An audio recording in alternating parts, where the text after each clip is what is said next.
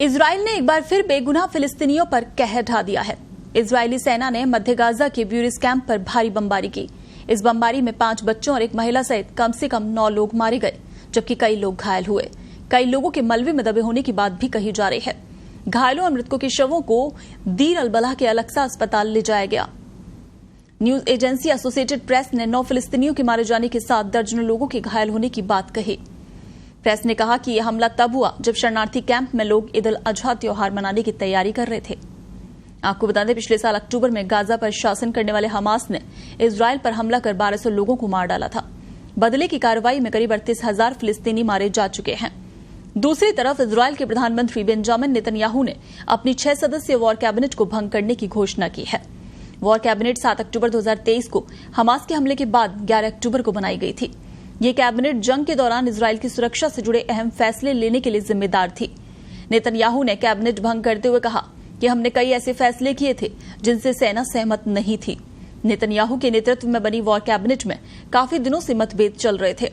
इसके चलते कैबिनेट के मेंबर रक्षा मंत्री बेनी गैंट्स ने इस्तीफा भी दे दिया था। उन्होंने इसकी वजह गाजा में बंधकों की रिहाई के लिए नेतन्याहू द्वारा किए जा रहे प्रयास को गलत बताया था।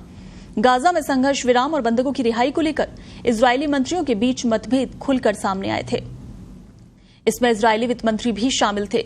बेनी गैंट्स ने कहा था, यदि इजरायल सरकार बंधकों की रिहाई के समझौते को रोकती है तो उसे सत्ता में रहने का कोई अधिकार नहीं रहेगा। वहीं वित्त मंत्री बेजालेल स्मोट्रिच ने कहा, सरकार समझौते के लिए तैयार होती है तो एक शर्मनाक सरेंडर होगा। यदि रफा पर इजरायल का नियोजित हमला टाल दिया जाता है तो मौजूदा सरकार को जारी नहीं रखा जा सकता। उन्होंने सीज फायर का विरोध किया था। इधर हमास की कैद से इजरायली बंधकों की रिहाई के लिए इजरायल के प्रधानमंत्री बेंजामिन नेतन्याहू और उनकी सरकार पर दबाव बढ़ता जा रहा है। हाल के दिनों में तेल अवीव में बंधकों के परिजन और दोस्त लगातार प्रदर्शन कर रहे हैं। शनिवार को भी एक बार फिर हजारों लोग सड़कों पर उतर आए और इजरायल की सरकार से बंधकों की रिहाई के लिए हमास से समझौते की मांग करते हुए इजरायली सैन्य अभियान का विरोध किया। बंधक बनाए गए लोगों के परिजनों और दोस्तों को डर है, यदि इजरायल गाजा में सैन्य अभियान जारी रखता है तो युद्ध लंबा खिंचेगा और ज्यादा बंधक मारे जाएंगे।